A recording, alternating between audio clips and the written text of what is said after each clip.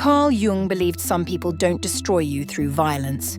They do it silently, not with fists, not with rage, but with psychological weight, with unconscious manipulation, with energy that drains you without you even realizing it. They don't explode, they pull little by little until you forget who you were before they arrived. These people don't show up with warning signs.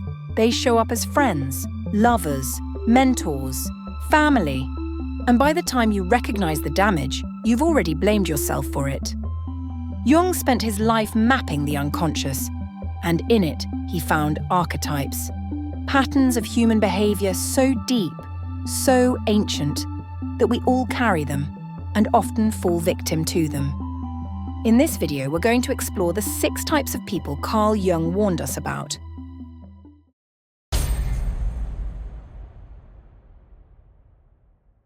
You've probably crossed paths with this person, maybe in a relationship, a family dynamic, or even a friendship that started off with warmth.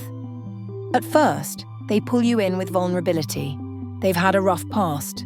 They've been hurt before. People never treat them right, and you're different. You actually care.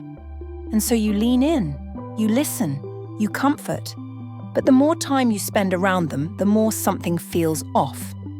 Because their pain never seems to go away.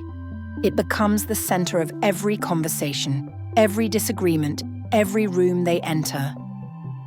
Suddenly, you're not just a friend, you're a caretaker, a therapist, a crutch. And when things go wrong, they always do, they never look at themselves. There's always someone else to blame, an example, a boss, a parent. Eventually, it's you. They'll say, "You used to be there for me. You don't care like you used to.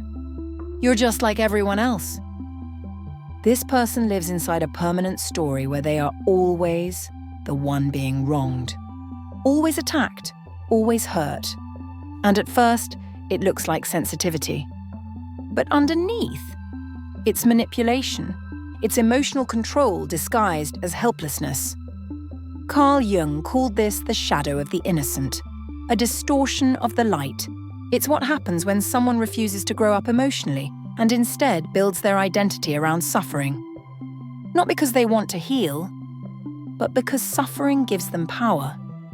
The power to control, to guilt, to anchor you in their story. And if you're not careful, you'll start to feel like helping them is your life's mission. But it's not. How to recognize this type? Watch for the patterns. This person is never responsible for the chaos around them. They're always the victim of someone else's actions. And if you're close to them long enough, they'll turn their story into your emotional prison. You'll find yourself apologizing for things you never did, and feeling bad for pulling away, even when your energy is gone. What to do instead? The key here is simple. Compassion doesn't mean self-sacrifice. You can care without letting someone drain your soul. You're not their fixer, you're not their parent. And no matter how many times they try to guilt you with phrases like, "I guess I'll just deal with it alone," you need to remember, you didn't cause their pain, and you can't carry it for them.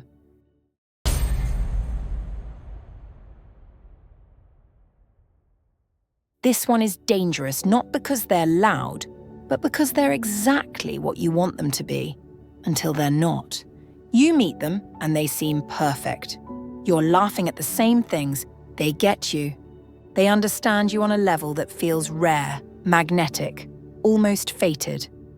You think, how is it this easy? But it's not real. It's not connection. It's calculation. This person doesn't show you who they are. They mirror you. They study your tone, your pain, your interests, and reflect it all back until you start to feel close to them. Not because of shared values, but because they've worn a mask you helped them design. Carl Jung called this the persona, the false self we build to survive in society. But some people take it further. They don't just wear one mask. They shapeshift depending on who's in the room. You'll notice it eventually. How they speak differently around other people. How their values seem to shift depending on who they're talking to. How you start to realize You've never actually seen them be real, only adaptive. They can be charming, they can be spiritual, they can be emotional, deep, funny, intelligent, whatever fits the moment. But beneath it, there's nothing solid, no inner anchor, just performance. And by the time you start questioning the act, you've already built a relationship with a version of them that never truly existed. How to recognize this type? Here's how you know you're dealing with a shapeshifter. They seem to match you almost too well. You'll catch yourself saying things like, "I've never met anyone like this," or "It's like we're the same person." Because they don't know who they are without someone else to become. They'll shift depending on the space they're in. And the more you try to pin them down, the more they slip between roles: lover, victim, expert, student, anything but honest. What to do instead? Stay awake. Don't just watch what they say around you. Watch who they become around others. Ask yourself, do I really know who this person is? Or do I just like the version of myself they reflect back at me? Some people hide behind anger, some behind charm. But this one? They hide behind intelligence. You meet them and at first, they seem impressive, well-read, articulate. They quote Carl Jung. They know the language of healing. They might even sound like your favorite podcast or spiritual teacher. And you think, finally, someone who gets it. But give it time. Beneath the perfect observations is a person who uses their intellect to avoid emotional responsibility. They don't own their mistakes. They analyze them into irrelevance. Everything becomes abstract. Everything becomes theory. And when you bring up a real concern, something that actually hurt you, they don't apologize. They debate you. They twist your words. They ask impossible questions. They dissect the situation until you start questioning your own feelings. Why are you being so emotional? You're just projecting. You're not looking at the bigger picture. And suddenly, you're not upset anymore. You're confused. You're silenced. You start apologizing for how you feel instead of why you feel it. That's the trap. Carl Jung warned of this too. When knowledge becomes a shield, when the sage archetype falls into shadow, it becomes arrogance. It becomes emotional detachment. It becomes the kind of person who can say all the right things, but leaves you feeling small, unseen, and mentally exhausted. How to recognize this type? Pay attention to how you feel after talking to them. Not what they said, but how it landed. Do you feel clearer, safer, seen? Or do you feel like you just lost an argument you didn't even know you were having? Do they validate your emotions, or just reframe them until they don't matter anymore? Also, watch how often they put themselves in the teacher role, and how rarely they're willing to be the student. What to do instead? Stop being impressed by the language. Start watching the energy. Anyone can read a book. Anyone can memorize spiritual phrases. But wisdom isn't what you say. It's how you treat people. So when someone uses their mind to override your heart, step back. Reclaim your truth. You don't need to debate your pain to deserve support. You don't need to be intellectually correct to feel what you feel. And real love, real connection, won't ever try to outsmart your honesty. This person doesn't control with force. They don't demand. They don't chase you with chaos. They control with silence, with subtle energy, with guilt that's never spoken, but always felt. They show up as helpful, supportive, software. They offer you comfort, approval, even love, as long as you stay inside their invisible lines. But the moment you step outside their expectations, you'll feel it. The distance, the coldness, the sudden shift in their tone. They'll just leave you feeling like it's your fault. This is the person who always says, "I just want what's best for you." But somehow, you never feel free around them. You start second-guessing your choices. You avoid disappointing them. You stay small, stay quiet, stay close to what's comfortable, because making your own path suddenly feels like betrayal. And if you try to bring it up, they'll deny it. They'll say you're imagining things. They'll flip it on you with lines like, "After everything I've done for you, I never asked for anything in return." And you'll feel guilty. You'll feel like the bad guy for wanting to breathe. Jung understood this dynamic well. It's the shadow side of the caregiver archetype. Someone who gives, but only to maintain emotional leverage. They don't want to control your life. They want to control how you feel about yourself. How to recognize this type. Notice how free you feel around them. Do you feel like you can speak your mind, make your own choices, say no without guilt? Or do you constantly filter yourself, keep the peace, and twist your truth to avoid disappointing them? Also pay attention to how they handle your independence. Do they celebrate it, or does it subtly disturb them? They may never criticize you directly, but their silence will speak louder than any words. What to do instead? Stop trying to earn invisible approval. Start honoring your own direction.